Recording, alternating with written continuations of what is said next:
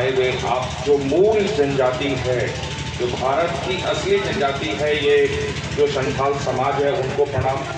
मेरे आदरणीय सुबेदार जी को प्रणाम, माता जी को प्रणाम, अपने जो गार्जियन स्वरूप जो विधायक जी, पूर्व विधायक जी हैं सोनेलाल जी, हेमरन जी, उनको प्रणाम। और मेरे साथ में आए हुए सारे भाई एवं बंधुओं, मैं आपको बताना चाहता हूँ, मेरा बौंसी, जिसका वास्तविक नाम बालिशा नगर है, ये विष्णु के आदेश से बसाया गया था। मेरा नानी घर इसी बालिशा नगर बौंसी में है और मेरा मूल निवास बांका में है। मंदार मेरे बचपन से ही मेरे उत्सुकता का केंद्र था।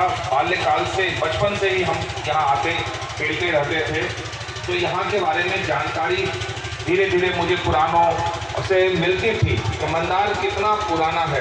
मैं बता दूँ, संसार की जब उत्पत्ति नहीं हुई थी, विष्णु, भगवान विष्णु के बारे में मैं सोचता था कि मंदार क्या है, मधुसूदन कौन है और यहाँ क्यों है।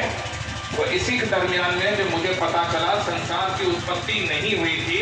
विष्णु क्षीर सागर जो यही था, उसमें लेटे हुए थे, उनके कान से दो दैत्य निकले थे, मधु और कैटब। मधु और कैटब के आपस के द्वंद्व में ये पृथ्वी थोड़ी थोड़ी ऊपर बाहर आई और भगवान विष्णु से मधु का वध किया। मधु के शरीर को इसी मंदार के नीचे दांत के भगवान ने रख दिया।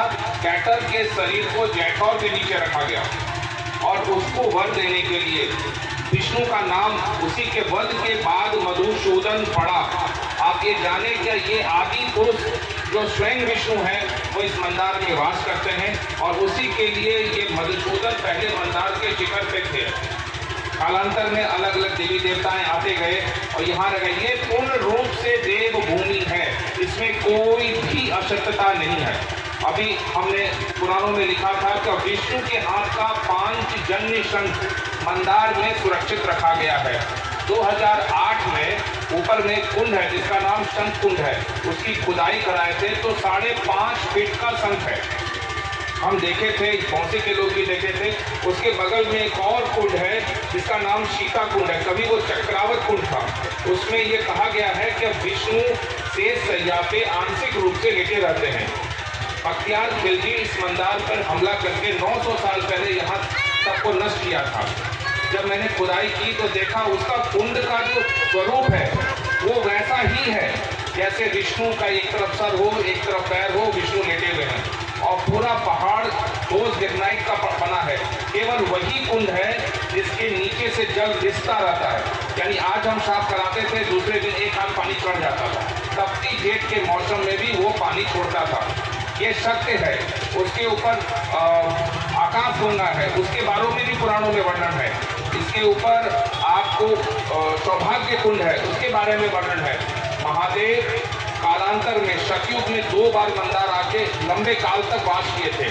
ये संपूर्ण रूप से देवभूमि है। कभी पूरे सनातन समाज की ये आराध्य है। इसलिए और कोई हमें आगे कुछ भी बताता है जिसकी सभ्यता ही 1400 साल पहले शुरू हुई है, वो हमें क्या बताएगा। इस्लाम 1400 साल पहले शुरू हुआ, ईसाइयत 2000 साल पहले हुई। हमारी सभ्यता जो मंदार का है वो 5 अरब साल हम बोलते हैं, वो भी कम है, उससे भी पुरानी सभ्यता है। इसलिए हम बोलेंगे हम लोग वापस राम जो हमारे आराध्य हैं वही हमारे आराध्य हैं, कोई दूसरे आराध्य नहीं हो सकते हैं। और विशेष आप लोग तो आते हैं, यहाँ देखते हैं, यहाँ तपस्या करते हैं, ये यही मेरा शोध का विषय है। इसको वर्ल्ड हेरिटेज, संसार का सुरक्षित स्थान इसे बनाने के लिए हम काम कर रहे हैं। इसमें ASI से, आयुष मंत्रालय से और जियोलॉजिकल सर्वे ऑफ इंडिया से, इस तीनों से ये सिद्ध करना है कि संसार का ये सब अति प्राचीन पहाड़ है, तब हमारी सभ्यता स्थिर होगी। जय श्री राम।